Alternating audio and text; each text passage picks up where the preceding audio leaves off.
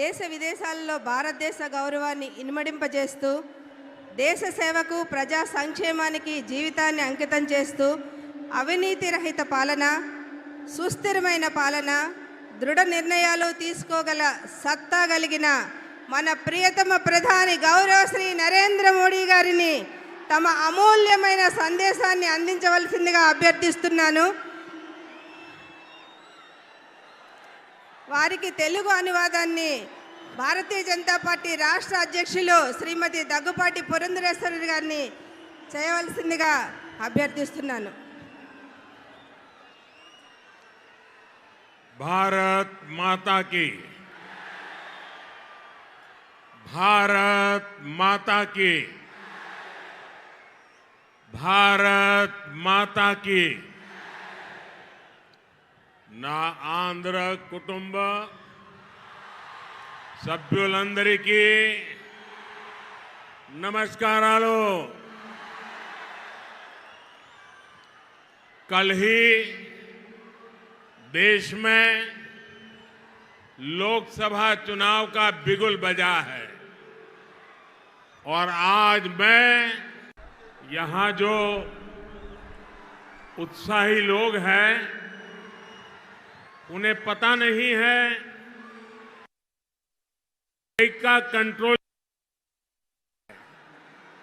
और आपकी इस व्यवहार से जो माइक की व्यवस्था देखते हैं उनको तकलीफ हो रही है. దయవుంచి అక్కడ ఉన్నటువంటి వారందరూ కూడా కాస్త ఒక అడుగు వెనక్కి వెళ్ళినట్లయితే మైక్ సిస్టమ్ పనిచేస్తుంది. మీ అత్యుత్సాహంతో ఈ సభకి మీరు భంగం వాటిల్లకుండా దయవుంచి దీన్ని విజయవంతం చేయవలసిందిగా అభ్యర్థిస్తున్నాము. పోలీసులు కాస్త చూడండి. आपका उत्साह, आपका जोश, ये सब मुझे मंजूर है, लेकिन अगर आप थोड़ा जहां है वहीं रुक जाइए. देखिए वहां दूर दूर तक लोग खड़े हैं, बहुत शांति से सुन रहे हैं और आप यहां आगे इतना गड़बड़ क्यों कर रहे हो भाई? आपका प्यार मेरे सर आंखों पर. మీ యొక్క అభిమానానికి నేను కృతజ్ఞుడిని. కానీ మీరు కాస్త ఈ సభకి భంగం వాటిల్లకుండా ఎవరికి ఇబ్బంది కలిగించకుండా ఒక అడుగు వెనక్కి వెళ్ళినట్లయితే ఈ సభను విజయవంతం చేసుకున్న వాళ్ళం అవుతాం. कल ही देश में लोकसभा चुनाव का बिगुल बजा है और आज मैं आप सबके बीच आंध्र प्रदेश में हूं. यहां मुझे कोटप कोंडा से ब्रह्मा, विष्णु और महेश तीनों का आशीर्वाद मिल रहा है. त्रिदेवों के इस आशीर्वाद से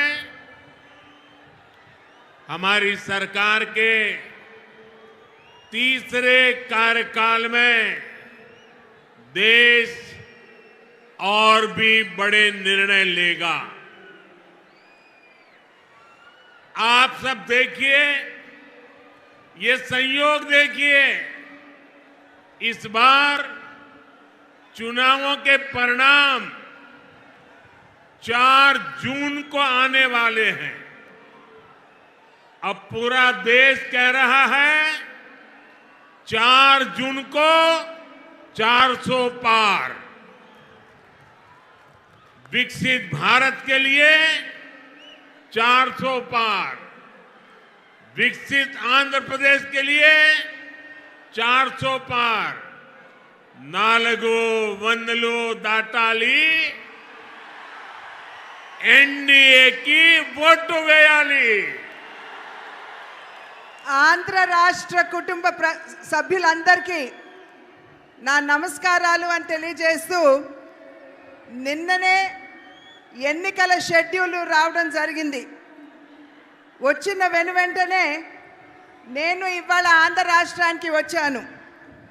ఇక్కడ నేను కోటప్పకొండ దగ్గర బ్రహ్మ, విష్ణు, మహేశ్వరుల యొక్క ఆశీర్వాదం లభిస్తున్నట్టుగా నేనైతే భావిస్తున్నాను. ఈ ముగ్గురు ఆశీర్వాదం కూడా మరోసారి అంటే ముచ్చటగా మూడోసారి మనం అధికారంలోకి వచ్చి దృఢమైనటువంటి నిర్ణయాలు తీసుకునేటువంటి అవకాశాన్ని మనం హస్తగతం చేసుకోబోతున్నాం. ఒక్కసారి ఆలోచించండి, ఇది ఎంత ఆశ్చర్యకరమైనటువంటి విషయమో. ఈసారి ఎన్నికల యొక్క ఫలితాలు జూన్ 4వ తారీఖున రాబోతున్నాయి. అంటే జూన్ 4వ తారీఖున వచ్చేటువంటి ఫలితాలు ఎన్డీఏ కూటమికి 400 పైచిలుకు సీట్లని ఇవ్వబోతున్నది అని చెప్పి మనం గ్రహించాలి. అంటే అభివృద్ధి చెందినటువంటి భారతదేశం కావాలి అంటే 400 సీట్లు మనం దాటాలి. అభివృద్ధి చెందిన ఆంధ్ర రాష్ట్రాన్ని చూడాలంటే ఎన్డీఏ కూటమికి 400 పైచిలుకు సీట్లు మీరు అందివ్వాలి.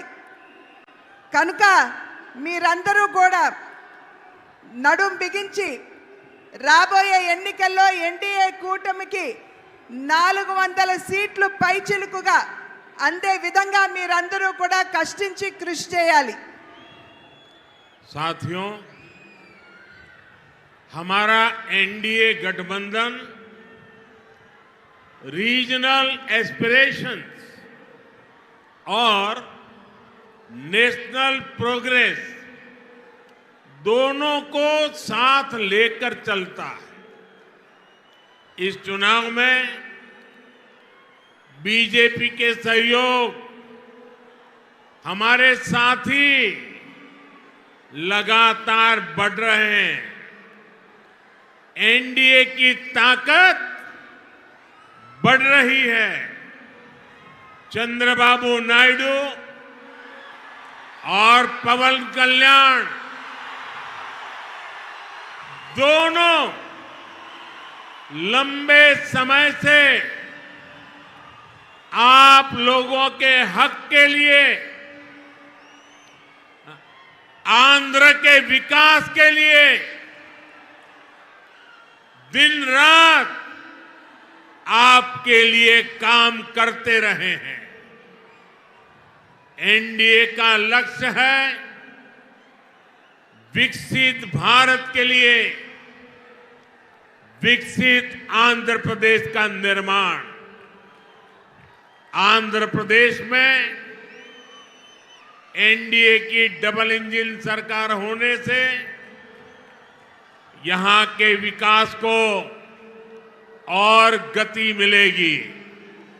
ఎన్డీఏ కూటమి ఏదైతే ఉన్నదో ప్రాంతీయ భావాలతో పాటు జాతీయ యొక్క భావాల్ని కూడా కలుపుకుంటూ అడుగు ముందుకు వేస్తుంది అని చెప్పి మనం అందరం కూడా ఇక్కడ గమనించాలి. ఎన్డీఏ కూటమిలో వచ్చి చేరేటువంటి భాగస్వాముల యొక్క సంఖ్య పెరగడంతో ఎన్డీఏ కూటమి బలం పుంజుకుంటున్నది. చంద్రబాబు నాయుడు గారు కావచ్చు, అదేవిధంగా పవన్ కళ్యాణ్ గారు కావచ్చు, వారిరువురు కూడా చాలా సమయం, చాలా కాలం పాటు ఆంధ్ర రాష్ట్ర వికాసానికి వారు చేసినటువంటి కృషిని మనం ఖచ్చితంగా దాన్ని గమనించవలసినటువంటి అవసరం ఉన్నది. ఎన్డీఏ కూటమి యొక్క లక్ష్యం ఒక వికసిత భారతదేశం, అంటే అభివృద్ధి చెందినటువంటి భారతదేశం. అభివృద్ధి చెందినటువంటి భారతదేశాన్ని గనక మన లక్ష్యంగా తీసుకున్నట్లయితే ఆంధ్ర రాష్ట్ర అభివృద్ధి కూడా అంతే మనకి ప్రాముఖ్యం అని చెప్పి మనమందరం కూడా గుర్తించాలి. కనుక ఆంధ్ర రాష్ట్రంలో ఎన్డీఏ డబుల్ ఇంజిన్ ప్రభుత్వం అంటే కేంద్రంలో ఎన్డీఏ, అదేవిధంగా ఆంధ్ర రాష్ట్రంలో కూడా ఎన్డీఏ ప్రభుత్వం ఉండవలసినటువంటి ఆవశ్యకతను గమనించండి. साथियों, केंद्र की एनडीए सरकार गरीब की सेवा करने वाली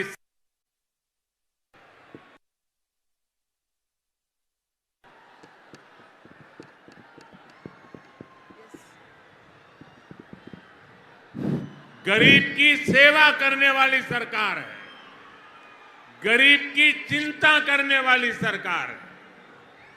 हमारी सरकार के 10 साल में 25 करोड़ लोग गरीबी से बाहर निकले हैं। पूरी दुनिया में एनडीए सरकार के विकास कार्यों की चर्चा हो रही है। एनडीए सरकार ने आंध्र प्रदेश में गरीबों को पीएम आवास योजना के करीब 10 लाख घर दिए हैं। यहां पलनाडु में गरीबों को करीब 5,000 पक्के घर बनाकर दिए गए हैं। जल जीवन मिशन के तहत आंध्र प्रदेश के करीब 1 करोड़ परिवारों तक नल का कनेक्शन पहुंचा है।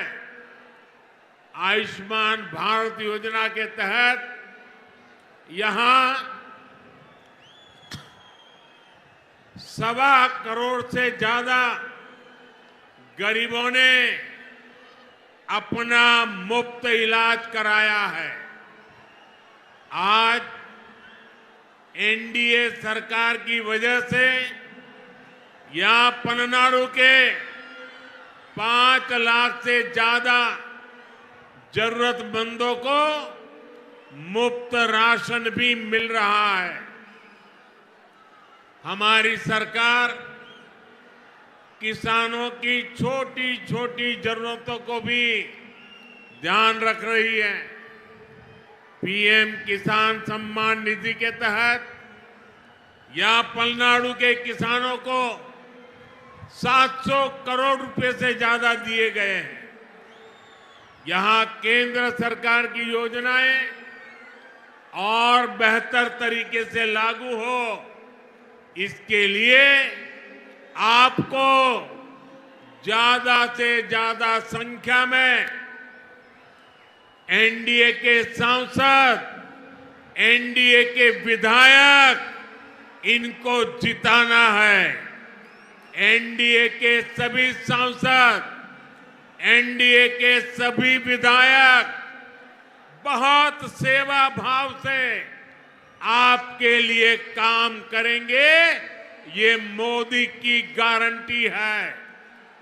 కేంద్రంలో ఉన్నటువంటి ఎన్డీఏ ప్రభుత్వం ఏదైతే ఉన్నదో సేవా నిరతితోటి దేశంలో ఉన్నటువంటి వారందరికీ కూడా సేవను అందించడంలోనే నిమగ్నమై ఉన్నది అని చెప్పి మీ అందరికీ తెలియజేస్తూ, దేశంలో ఉన్నటువంటి పేదవాడి గురించి ఆలోచించేటువంటి ప్రభుత్వం ఎన్డీఏ ప్రభుత్వం. ఇవాళ దగ్గర 30 కోట్ల మందిని, దేశ జనాభాలో 30 కోట్ల మందిని పేదరికం నుండి వెలుపలికి తీసుకొచ్చినటువంటి ఘనత కూడా ఎన్డీఏ ప్రభుత్వానికే దక్కుతుంది అని చెప్పి తెలియజేస్తున్నాను. ఎన్డీఏ ప్రభుత్వం ఏదైతే ఉన్నదో ఇవాళ ప్రధాన్ మంత్రి ఆవాస్ యోజన కింద రాష్ట్రానికి 10 లక్షల ఇళ్ళు ఇవ్వడం జరిగింది. ఈ 10 లక్షల ఇళ్లలో పల్నాడు ప్రాంతంలో దగ్గర 5,000 పక్కా గృహ నిర్మాణం ఈ పల్నాడు ప్రాంతంలోనే పేదల కోసం చేశారు అని చెప్పి మీకు తెలియజేసుకుంటున్నాను. జల్ జీవన్ మిషన్ అంటే పేదవారికి త్రాగటానికి శుద్ధమైనటువంటి నీరు అందించే కార్యక్రమంలో భాగంగా ఆంధ్ర రాష్ట్రంలో దగ్గర 1 కోటి కుటుంబాలకి మరి ఎటువంటి డబ్బు తీసుకోకుండా ఉచితంగానే నల్లా కనెక్షన్లు ఇచ్చినటువంటి విషయాన్ని కూడా మీ అందరికీ తెలియజేస్తున్నాను. ఆయుష్మాన్ భారత్ అనేటువంటి ఒక బృహత్తరమైనటువంటి కార్యక్రమం పేదల యొక్క ఆరోగ్యాన్ని దృష్టిలో పెట్టుకుని ఆయుష్మాన్ భారత్ కింద దగ్గర 1,25,00,000 మందికి ఇవాళ ఆయుష్మాన్ భవ కింద వారికి ఎటువంటి డబ్బు తీసుకోకుండా ఉచితంగానే వైద్య సౌకర్యాన్ని కేంద్ర ప్రభుత్వం అందిస్తున్నటువంటి విషయాన్ని కూడా మీకు తెలియజేస్తున్నాను. ఇవాళ ఆంధ్ర రాష్ట్రంలో చిన్న సన్నకారు రైతులు ఎవరైతే ఉన్నారో వారందరికీ కూడా కిసాన్ సమ్మాన్ నిధి కింద 700 కోట్ల రూపాయలు ఆంధ్ర రాష్ట్రంలో ఇవ్వడం జరిగింది. ఇది ఈ రకమైనటువంటి కార్యక్రమాలు ప్రజా సంక్షేమానికి అభివృద్ధికి పెద్దపీట వేసే కార్యక్రమాలు మనం ఇక్కడ నిర్విఘ్నంగా జరుపుకోవాలంటే పెద్ద సంఖ్యలో ఎన్డీఏ పార్లమెంట్ సభ్యుల్ని ఎన్డీఏ ఎమ్మెల్యేని ఖచ్చితంగా మీరు ఏదైతే ఉత్సాహం కనబరుస్తున్నారో ఒక పక్క కూటమి పట్ల మీకున్నటువంటి విశ్వాసాన్ని అభిమానాన్ని తెలియజేస్తూ రెండవ పక్కన ఆంధ్ర రాష్ట్ర ప్రభుత్వంపై మీకున్నటువంటి కోపాన్ని కూడా ఈ రకంగా మీరు తెలియజేస్తున్నారు అని చెప్పి భావిస్తున్నాను.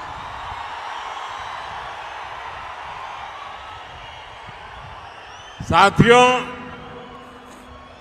आंध्र के युवा के सामर्थ्य को और बढ़ाने के लिए हम राज्य को देश का बड़ा एजुकेशन हब बना रहे हैं. यहां गुंटूर में NIDM, पलासमुद्रम में national academy of customs, indirect taxes and narcotics, Tirupati में IIT, तिरुपति में आईसर, करनूल में IIT-DM, श्री सिटी में IIT, विशाखापट्टनम में IIM, विशाखापट्टनम में Indian institute of petroleum and energy, Mangalagiri में एम्स, विजयवाड़ा में national institute of design, Tadepalligudem में NIT, विजयनगरम में सेंट्रल ट्राइबल यूनिवर्सिटी, ऐसे कितने ही टॉप एजुकेशनल इंस्टीट्यूट का लोकार्पण या शिलान्यास केंद्र की NDA सरकार ने किया है, जो आपके युवाओं का भाग्य बदलने वाला है.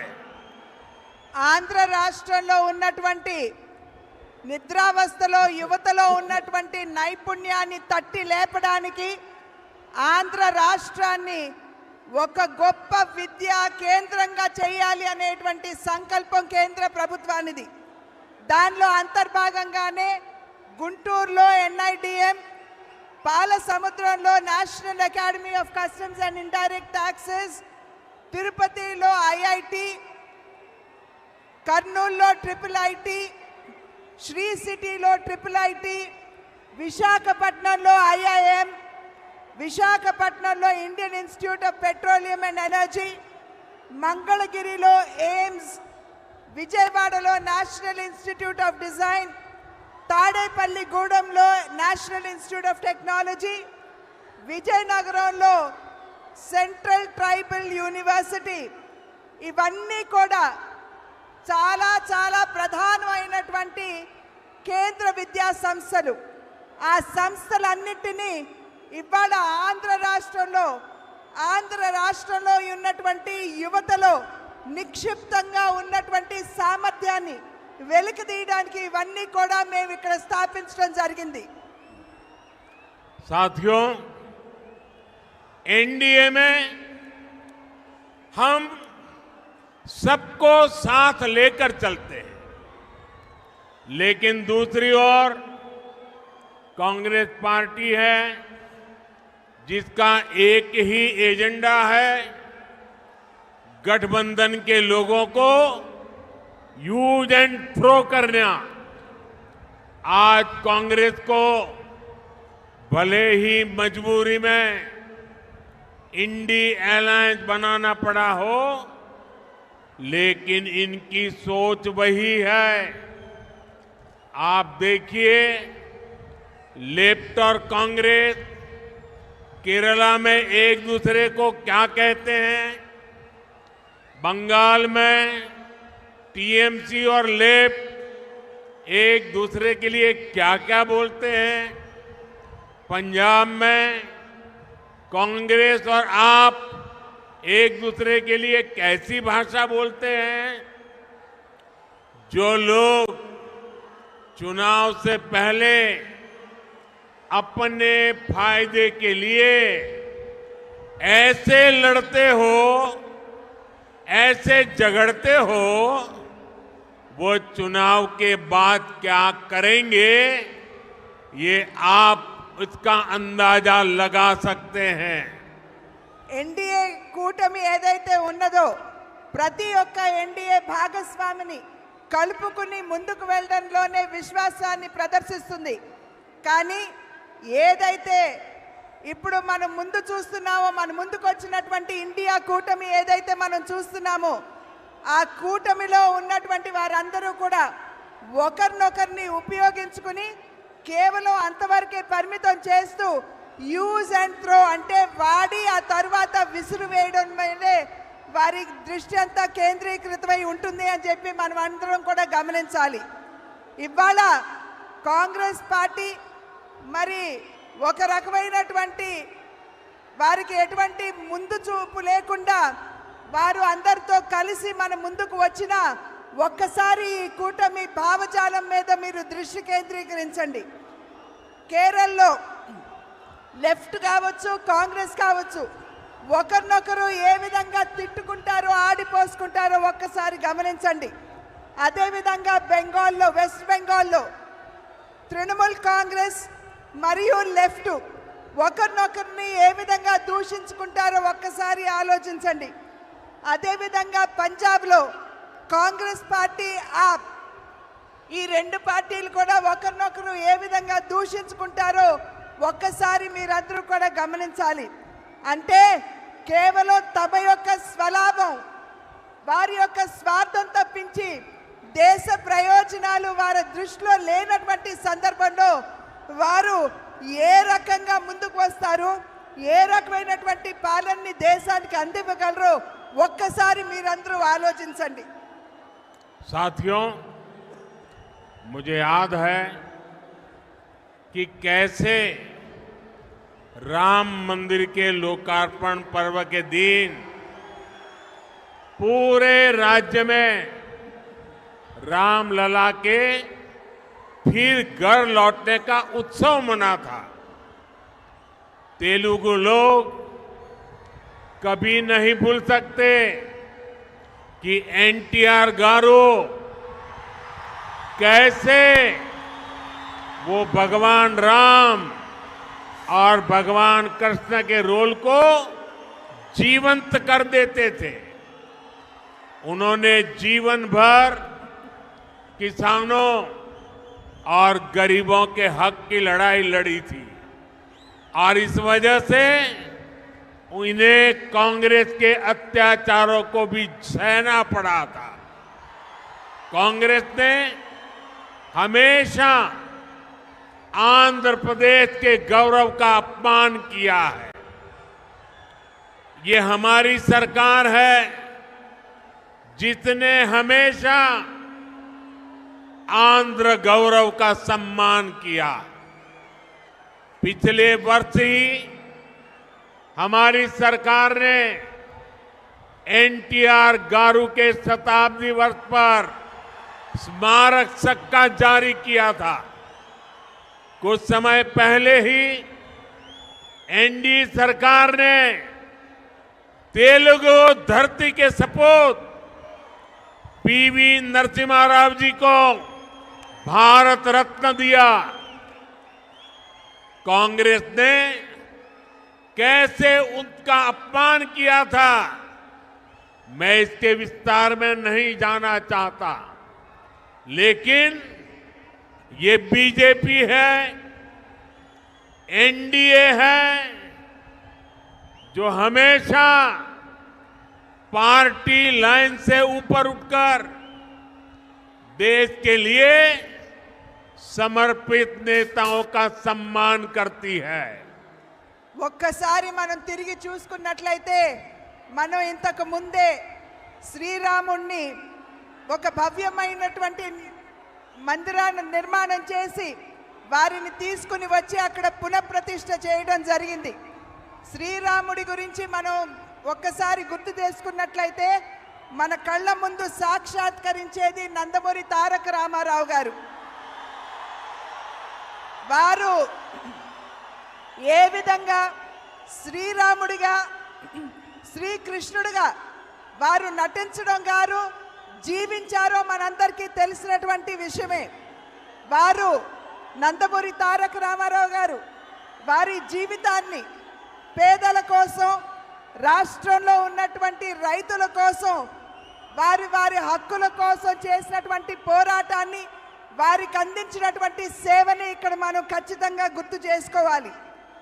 అదేవిధంగా వారు కాంగ్రెస్ పార్టీ తరఫున అప్పుడు ఉన్నటువంటి కాంగ్రెస్ ప్రభుత్వం ఏ విధంగా వారిని ఇబ్బంది పెట్టిందో మనందరికీ తెలియనటువంటి విషయం కాదు. కాంగ్రెస్ ప్రభుత్వం ఎప్పుడూ కూడా ఆంధ్ర ప్రజల యొక్క ఆత్మ గౌరవాన్ని దెబ్బతీసినటువంటి విషయాన్ని మనం ఇక్కడ గుర్తు చేసుకోవాలి. నేను మళ్ళీ మీకు గుర్తు చేస్తున్నాను, నందమూరి తారక రామారావు గారి 100 సంవత్సరాలు గడిచినటువంటి సందర్భంలో వెండి నాణాన్ని కూడా వారి పేరు మీద విడుదల చేయడం జరిగింది. ఇవాళ నేను మరి ఒక్కసారి మీ అందరికీ తెలియజేస్తున్నాను, ఆంధ్రుల యొక్క ముద్దు బిడ్డ అయినటువంటి శ్రీ పివి నరసింహారావు గారు వారికి మరి భారత రత్న ఇచ్చి గౌరవించింది కూడా ఎన్డీఏ ప్రభుత్వం అని చెప్పి మనం ఇక్కడ గమనించాలి. నరసింహారావు గారిని ఏ విధంగా కాంగ్రెస్ ప్రభుత్వం, కాంగ్రెస్ పార్టీ అవమానపరిచిందో మనందరికీ తెలిసినటువంటి విషయమే. కానీ భారతీయ జనతా పార్టీ నాయకత్వంలో ఉన్నటువంటి ఎన్డీఏ ప్రభుత్వం ఎప్పుడూ కూడా పార్టీలకు అతీతంగా ఎక్కడైనా సరే భారతదేశం ముద్దు బిడ్డలుంటే వారందరినీ కూడా గౌరవించుకునే దిశగా ఎన్డీఏ ఎప్పుడూ అడుగులు వేస్తుంది. साथियों, आंध्र प्रदेश के लोग इस चुनाव में 2 बड़े संकल्प लेकर के आगे बढ़ रहे हैं। पहला, लोगों ने तय कर लिया है कि वो दिल्ली में एनडीए सरकार को वापस लाकर रहेंगे।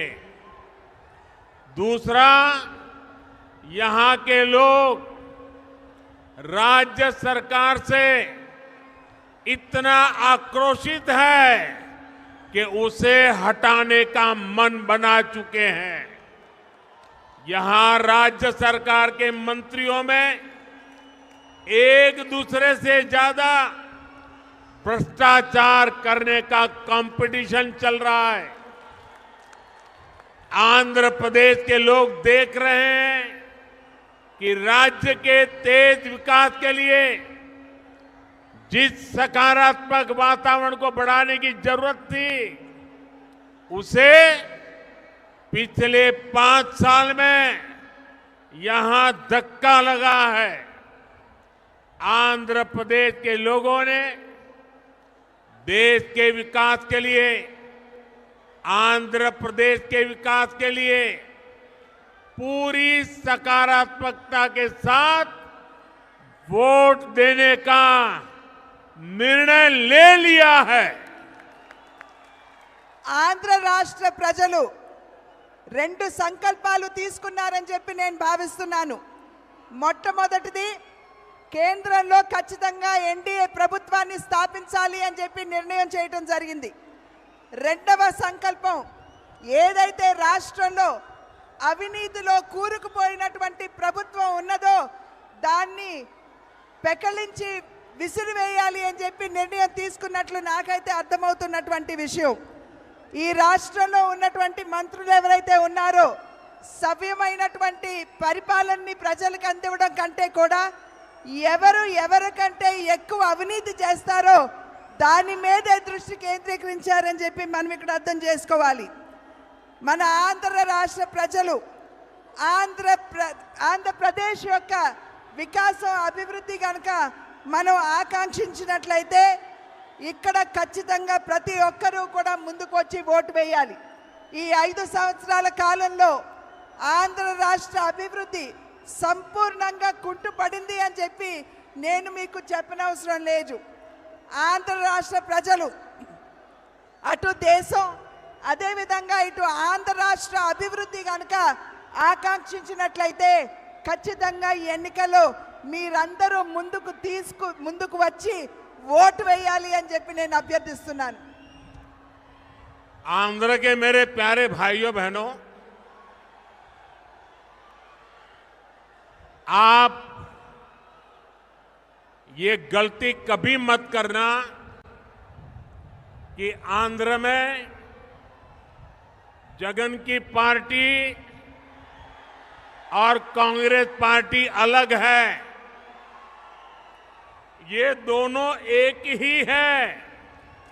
एक परिवार के लोग ही दोनों पार्टी चला रहे हैं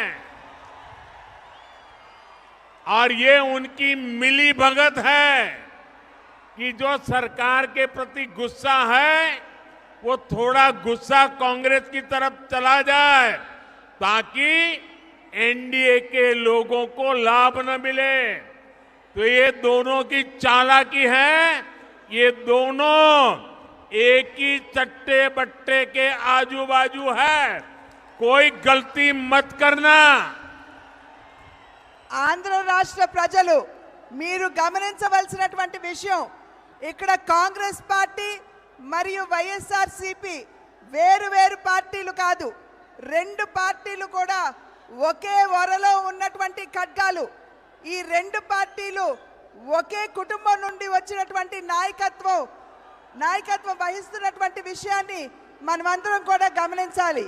ఇక్కడ చాలా తెలివిగా వైఎస్ఆర్సీపీ మరి వారి మీద ఉన్నటువంటి ఏదైతే కోపం ఉంటుందో ప్రజల మనసుల్లో దాన్ని నెమ్మదిగా కాంగ్రెస్ వైపు మళ్లించడానికి చూస్తున్నారు. కనుక మీరు తెలివిగా అటు చీలకుండా మన ఓటు ఎటు పోకుండా మీరందరూ జాగ్రత్తగా ఎన్డీఏకే మీరు ఓటు వేయాలి. साथियों, अगले 5 साल आंध्र प्रदेश के तेज विकास के लिए बहुत जरूरी है. अगले 5 साल विकसित आंध्र की नींव मजबूत करने वाले होंगे. अगले 5 साल आंध्र प्रदेश में गरीब कल्याण की योजनाओं के विस्तार के होंगे. अगले 5 साल आंध्र के युवाओं, यहां की महिलाओं को नए अवसर देने वाले होंगे. अगले 5 साल आंध्र प्रदेश में इंफ्रास्ट्रक्चर डेवलपमेंट को नई ऊंचाई पर ले जाने वाले होंगे. अगले 5 साल आंध्र प्रदेश में पोर्ट लेड डेवलपमेंट के होंगे, ब्लू इकोनॉमी के विस्तार के होंगे. और इसलिए आपको डबल इंजन की सरकार के लिए आंध्र की विधानसभा में और दिल्ली में लोकसभा के लिए वोट करना है. आपको विकसित भारत के लिए वोट करना है. రాబోయే 5 సంవత్సరాల కాలం మనకి చాలా ప్రధానం అని చెప్పి మీరందరూ కూడా గమనించాలి. రాబోయే 5 సంవత్సరాల కాలంలో మీరు గనక ఎన్డీఏకి ఓటు వేసినట్లయితే ఆంధ్ర రాష్ట్రంలో ఇక్కడ కూటమి కేంద్రంలో కూడా ఎన్డీఏ సర్కార్ కనుక ఉన్నట్లయితే ఇక్కడ మనం అభివృద్ధి చెందే ఆంధ్ర రాష్ట్రానికి తిరిగి మనం పునాది వేసుకుంటాం. రాబోయే 5 సంవత్సరాలు రాష్ట్రంలో ఉన్నటువంటి పేదల కళ్యాణాన్ని వారి యొక్క సంక్షేమాన్ని ఆకాంక్షించుకునేటువంటి ప్రభుత్వానికి మనం పునాది వేస్తాము. రాబోయే 5 సంవత్సరాల కాలంలో రాష్ట్రంలో ఉన్నటువంటి యువత మరియు మహిళలు వారికి కొత్త అవకాశం ఇచ్చేటువంటి ప్రభుత్వానికి మీరు పునాది వేస్తారు. రాబోయే 5 సంవత్సరాల కాలంలో ఏదైతే అభివృద్ధి చెంది ఆంధ్ర రాష్ట్రానికి మౌలిక వస్తువులు అవసరమో వాటికి మీరు పునాది వేస్తారు. రాబోయే 5 సంవత్సరాల కాలంలో పోర్టులు మాత్రమే కాదు నీలి విప్లవానికి కూడా మీరు పునాది వేస్తారు. కనుక డబుల్ ఇంజిన్ సర్కార్ అంటే కేంద్రంలో ఎన్డీఏ కూటమి, అదే విధంగా రాష్ట్రంలో కూడా మనం ఎన్డీఏ కూటమిని కనుక గెలిపించుకున్నట్లయితే మీరు అభివృద్ధి చెందే భారతదేశానికి, అభివృద్ధి చెందే ఆంధ్ర రాష్ట్రానికి మీరు ఓటు వేస్తున్నారు అని చెప్పి గమనించండి. साथियों, लोकतंत्र का उत्सव आज से प्रारंभ हुआ है।